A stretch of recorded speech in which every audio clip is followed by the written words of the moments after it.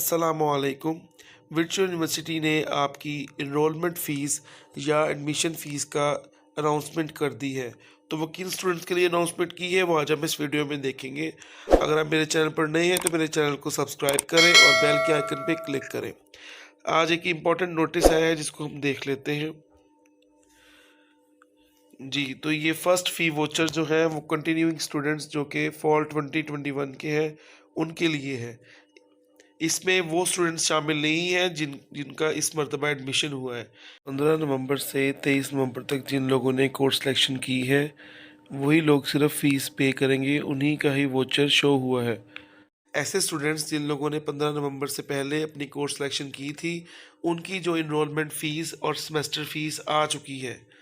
तो ये आपकी सेमेस्टर की इनरोलमेंट फ़ीस होती है और वन कोर्स फ़ी होती है। इसके बाद में जो आपकी सेमेस्टर फ़ीस है जो कि तकरीबन 15,000 तक या 12-13,000 तक इसके राउंड अबाउट आएगी आपकी डिग्री के अकॉर्डिंग। उसकी आप इंस्टॉलमेंट्स कर सकते हैं पर इसकी इंस्टॉलमेंट्स नहीं होगी।